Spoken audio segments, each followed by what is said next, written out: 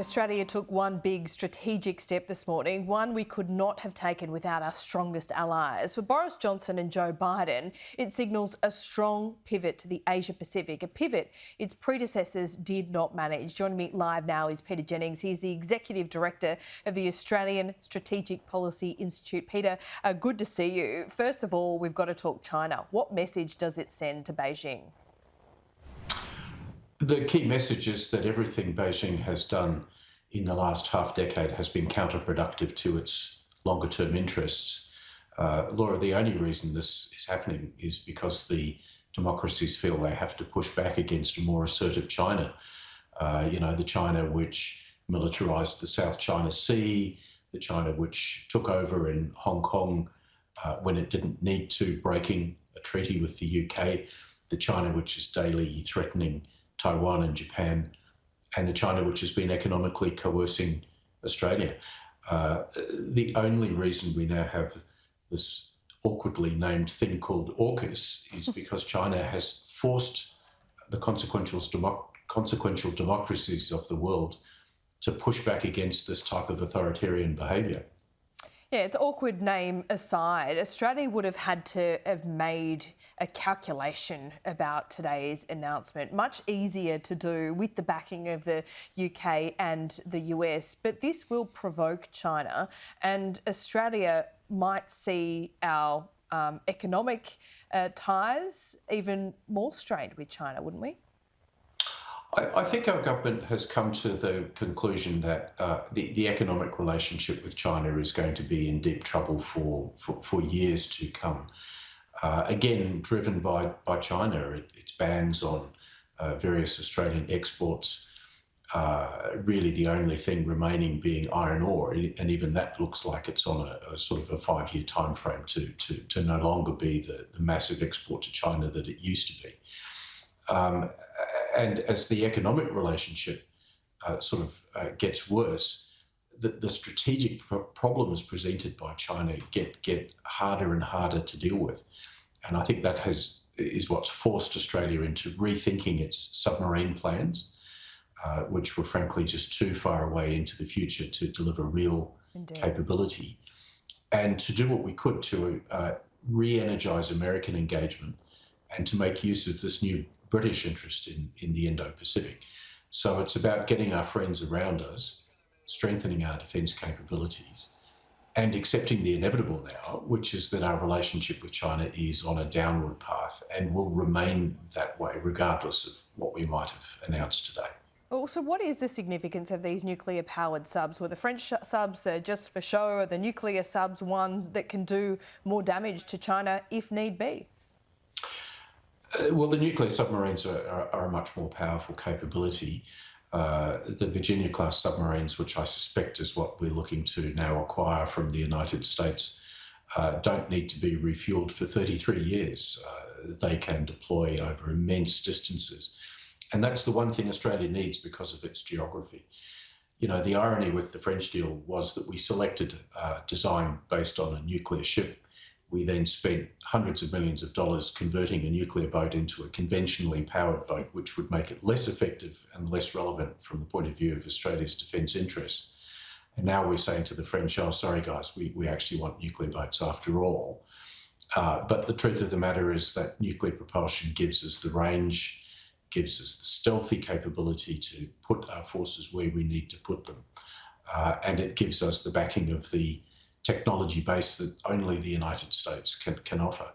And I think put all of those things together, as regrettable as it is for the French contract, as regrettable as that is, this is the better outcome for Australia, and one that will probably be able to deliver submarines to us faster, because there is an existing production run of Virginia-class boats happening in the United States right now. I'll be speaking to Nick Xenophon later in the program, which some might blame for this French subs deal.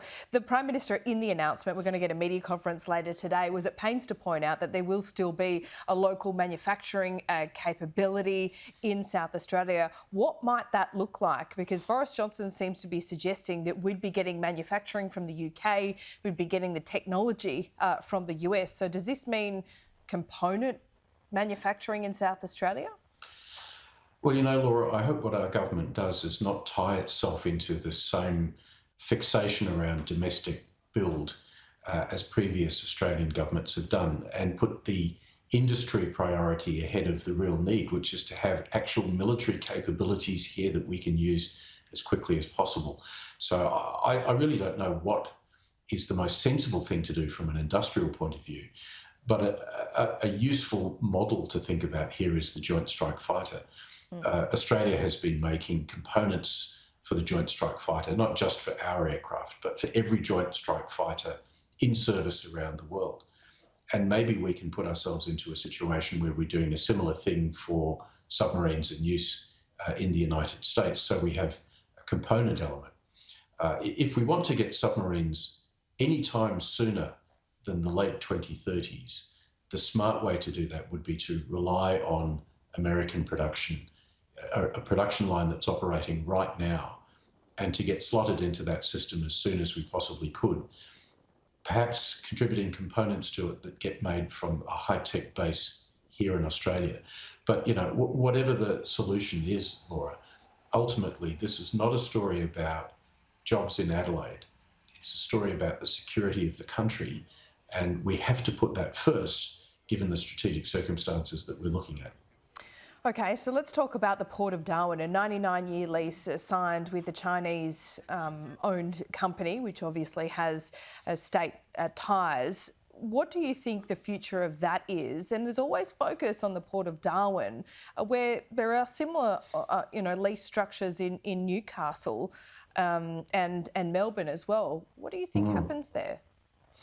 Well, the Port of Darwin, I think, is unique because it is the only substantial naval port that we have really in the top half of the country, and clearly of strategic relevance when you see what's going on to our north in Southeast Asia. I felt that the lease of the port for 99 years to a Chinese company was an absurdity back in 2015. It seems to be even sillier now.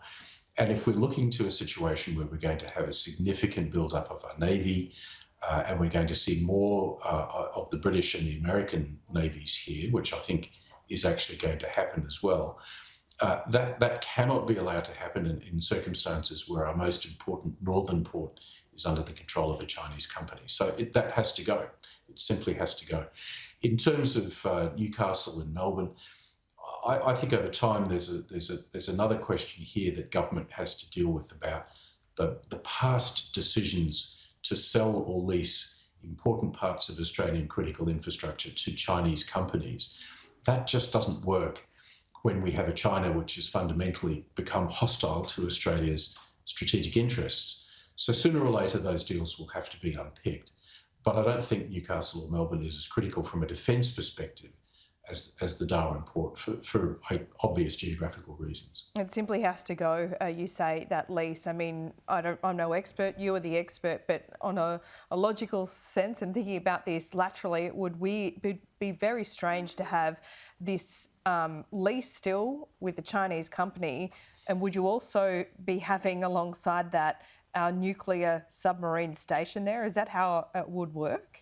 Oh, the Americans would not accept that under any circumstances. They just would not allow that to happen. Yeah. I think the more likely future for the port is we'll see more US Marines operating out of Darwin as a result of decisions that will be announced, I suspect, in the Osmond meetings that are going to happen in 24 hours or so in Washington, D.C. And so it needs to be addressed from that point of view.